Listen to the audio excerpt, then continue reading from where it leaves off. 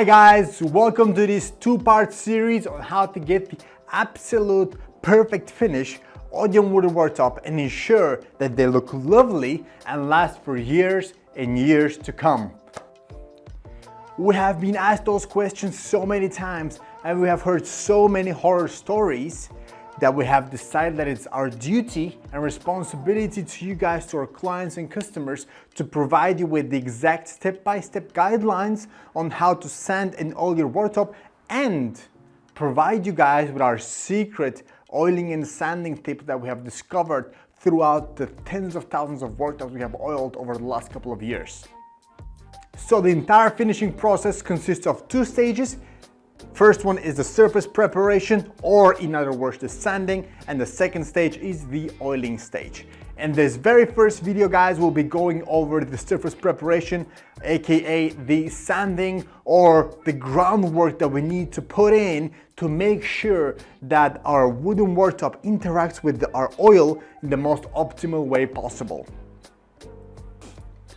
I recommend getting a pen and paper, guys, making some notes, or perhaps rewatching this video as doing the process itself, because although the steps individually are fairly simple, it is worthwhile to remember that quality woodworking is all about getting those small details right. And I promise you, if you get them right, you will end up with a wooden worktop that will look lovely, and more importantly perhaps, it will be infinitely practical and it will last for many years, or as our mission goes, we want them to be able to last for generations to come. Let's go over our tool set, or as I like to call them, our weapons of choice. Very simple, guys. First thing is first, we need a electric orbital sander. I know you can also get this process done with some basic sanding pads from Amazon, but it would be a pity if we didn't take advantage of the new technology and new machinery out there. Orbital sanders are just miraculous. So please try to get your hands on one, borrow one if you can from somewhere, because they're amazing. And yeah, that's it. Orbital sander is the very first and main thing that we need. And then in terms of sanding pads and the grits, will only be going up to 120 grit. That is why we only need 80 grit, which is a lower grit to remove all scratches and blemishes. We need 100 and 120 grit. That is all you need for this stage, guys. Try to get your hands on those things and let's get going. So the next most frequently received question is, why is sanding so important and can we not skip it? Well, yes, we could skip it, guys. Forget about it. Let's close this video and move on. No, I'm joking. Sanding is important because oiling without sanding will only give you average results. Think of sanding as basically the fundamentals, right? The groundwork that needs to be done before you actually start building up your house, or think of it as sharpening your axe before you actually start cutting down the tree. It's a fundamental aspect of the entire process, and it's very important. It prepares the surface, makes sure it's consistent throughout, and it can interact with the oil in the most optimal way possible. You can also think of it as grooming your timber. If you look closely, you will see that the entire wooden worktop is composed of muscle-like fibers, very tight muscle-like fibers. And what you want to do is you want all of those fibers to be consistently and equally sanded. And what happens if they're not? Basically, the state of the wood and the state of the grain, the consistency of the grain, affects the ability of the worktop to interact with the oil. So when it's all said and done, when it's all finished, if your worktop has been inconsistent prior to the oiling itself, you will see that the worktop will be visibly inconsistent, which you don't really want, because we're aiming for the perfect, most professional finish. So that is why we want to make sure that when it's all said and done, the worktop looks perfect. In order to do that, we need to make sure our fundamentals are right, and that's why we need to oil it properly, starting from 80 to 100 and then 120.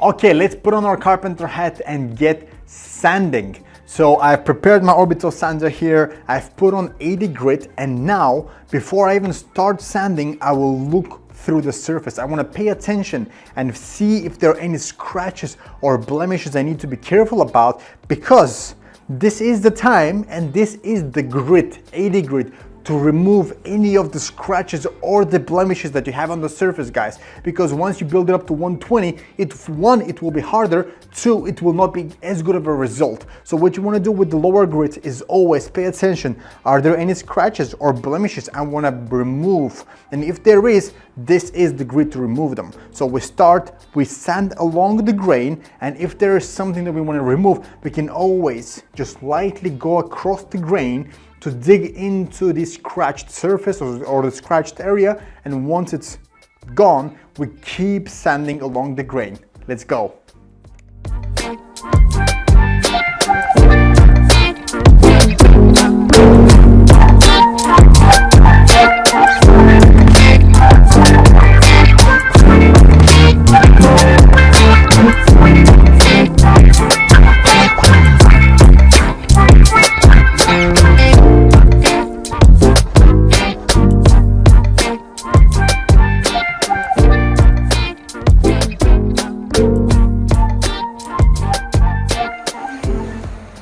Okay, that is 80 grit done. So what I want to do right now is I want to check it again just to make sure there are no scratches, just so I can move up to 100 and down to 120. Okay guys, 100 grit, let's get on with it.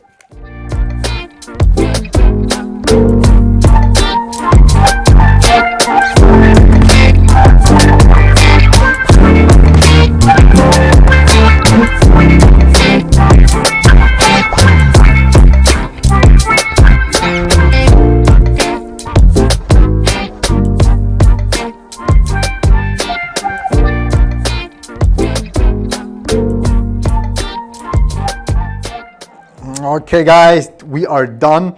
It's 120 grit. That is the final grit we're going to be going up to. Now, even though the worktop is not yet oiled, if you look at the worktop under a source of light, you should be able to see it is fairly consistent. It looks good and it feels good as well. Move your hand all over it. You will see it's not perfectly smooth, but that is exactly what we want. We don't want a perfectly glass-like finish right now.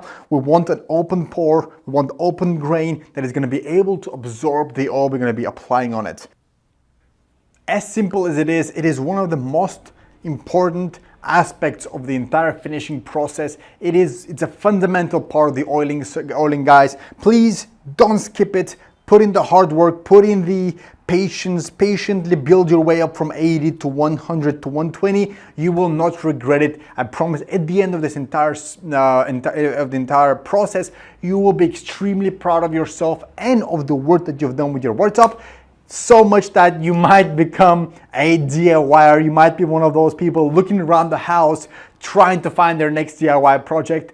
But yeah, that is it, guys. Thank you for sticking with me. Thank you. And please drop me a message, drop me an email. Let me know what you think about this entire process. Let me know how it went for you. And if you have any questions at all, of course, I'll be more than happy to answer them.